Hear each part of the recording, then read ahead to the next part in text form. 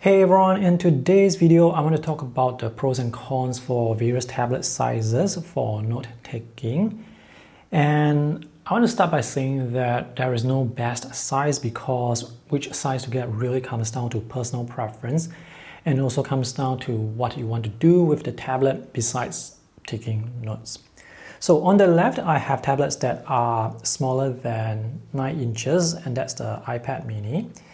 In the center, we have tablets that are around 11 inches, and we have the iPad Air, and the iPad Pro, and the Samsung Galaxy Tab S series tablets. And here on the right side, we have tablets that are 12 inches and larger, such as the bigger Samsung Galaxy Tab S series tablets, the 12.9 or 13-inch iPad Pros or iPad Airs, and this tablet here is the Samsung Galaxy Tab Ultra, which is a 14.6-inch tablet, so this is huge. Regardless of which tablet you get, make sure you get one with official pen support and do some research on the pen latency.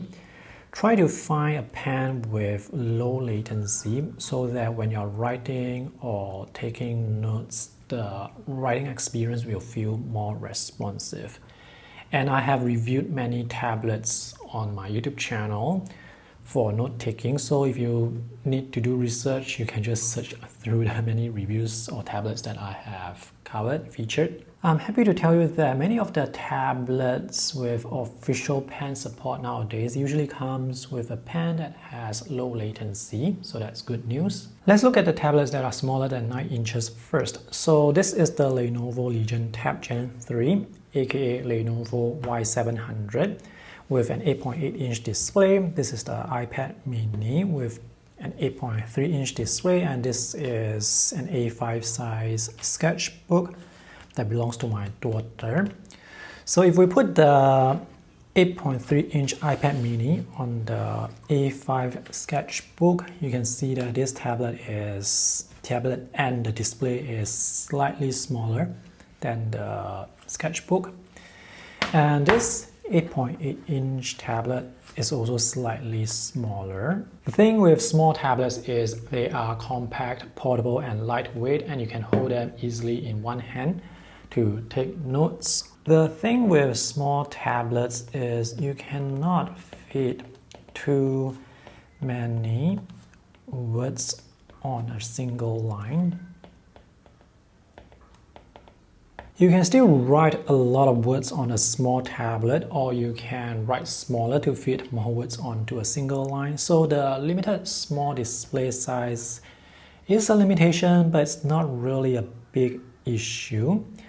If you use an app with an infinite canvas, it would be good to use a bigger display though, so that you can expand to the left and right more easily, so that you can see, for example, see everything that you have written without like zooming out like this. If I zoom out like this, I can see the text is kind of small, but on a bigger tablet, the text will be, well, bigger and easier to read. Next, let's compare the small tablets to the larger 11-inch tablets, which would be the size that I would usually recommend, because this is not too big, not too heavy, and it's not too small, and this is still quite easy to handle with one hand. And this is just a really good size to work with for note-taking. So let's have the A5 size sketchbook here for comparison again, and you can see the display size is actually noticeably taller than this A5 sketchbook. So this is a lot of space to work with, whereas with the smaller tablet, the display size is actually smaller than A5 paper or this A5 size sketchbook. So I have opened up the same note, and you can see the text here is larger, and I can zoom down slightly to see more content, and the text size will still be big enough. You can zoom down, yes, on the smaller tablet, but on the bigger tablet, because there is more display, more canvas, you can actually see more content. On a larger tablet, there is more space for you to rest your palm on the display and your hand will not cover too much of the display. Whereas on the smaller tablet, you can also rest your palm on the display, but now the writing area is even smaller. The tablet aspect ratio is actually not that important. So this is an 11-inch iPad Pro, and this is also larger than an A5 size sketchbook, and this is also wider. So for the Samsung tablet, the width is about the same but taller. So you actually get more space to write with on the 11-inch iPad Air, iPad Pro, but I mean, these two tablets are still very big for taking notes. One advantage of a larger display is you can use split screen mode more effectively, so you can open two apps side by side so that you can do some research while you are writing, and this is still a good amount of space left over for writing. If you open split screen on the small display on tablets that are 9 inches or smaller, the split screen windows are going to be much smaller compared to the split screen windows on the 11-inch tablets. It is quite difficult to go wrong with an 11-inch tablet unless you know for sure that you want to get a smaller tablet for the extra portability. And now let's take a look at the tablets that are 12 inches or larger. So on the left, I have the 12.9 or 13-inch iPad Pro, and this is a 12.7-inch Lenovo, and this is a 14.6-inch Samsung Galaxy Tab S Ultra tablet. So these tablets are big, and I would consider them to be tabletop tablets. So when I use them, I usually set them down on the table or on some sort of surface or on a tablet stand because they are just more unwieldy to handle with one or even two hands, and they are kind of heavy. So the display sizes for this are actually noticeably larger compared to the 11-inch.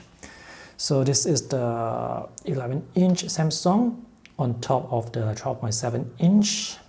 And you can see the 12.7-inch is taller and wider. Same applies here with the Samsung on the iPad. And I mean, this 14.6-inch tablet is just massive. Okay, so let's have the A5 size sketchbook back again. See the size difference? Yeah, the size difference is huge, especially for this tablet. This is almost 2 times A5, so I actually need to have an A4 paper, or in this case a sketchpad here for comparison. Let's put the 14.6-inch on top.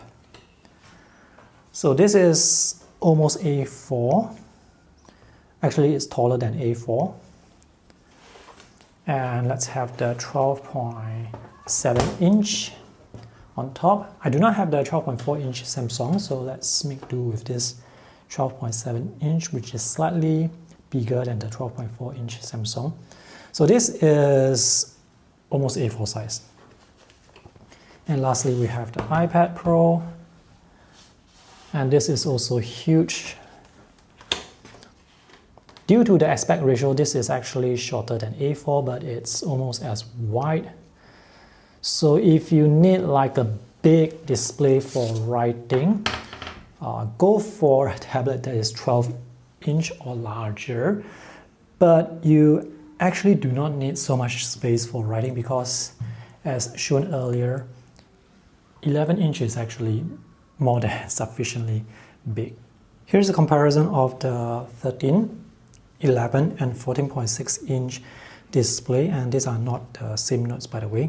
So one thing I like about big displays is you can see more of your notes. So you can like zoom down slightly and you can see a lot more of your notes compared to a crop view of your notes on a smaller display.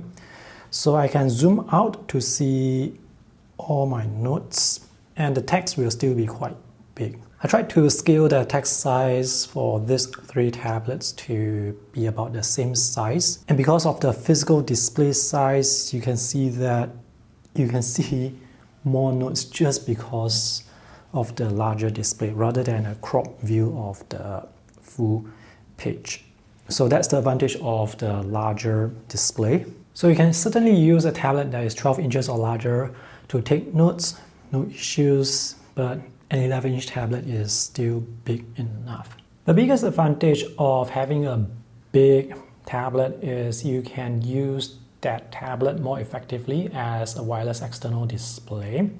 For example, if you connect your iPad or your Android tablet to your computer, you can expand the desktop so that you can move windows around. So here I've moved the web page to the 13-inch iPad Pro, and this view, this web page looks big.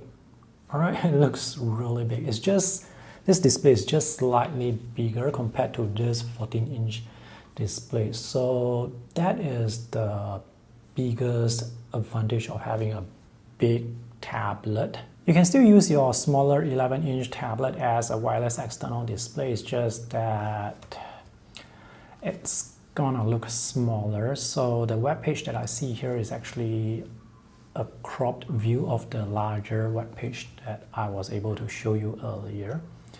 So this would involve more scrolling, and it's just more satisfying to use a bigger tablet as an external display. And we are back again with the 13-inch iPad Pro. So let me move this here, and you can see there's a lot more space on the left and right. So I can actually zoom in more to see things bigger, or I can zoom out and still see more content. And of course, on the larger display, you can use split screen mode more effectively. So on this 13-inch tablet, you can see the window here is almost A5 size. It's actually slightly smaller, but here you can get two windows that are almost A5 size side by side. So if you want to do more on your tablet besides note-taking, if you want to use split screen mode, you can go for 11-inch or 12-inch or larger. If you want to use your tablet as a wireless external display as well, go for 12-inch or larger. When in doubt, I would recommend you go with the 11-inch because this is a size that is quite difficult to go wrong with. Alright, I hope this video is useful, and let me know in the comment section below which is your favorite tablet size for taking notes, or which tablet you are currently using to take notes with.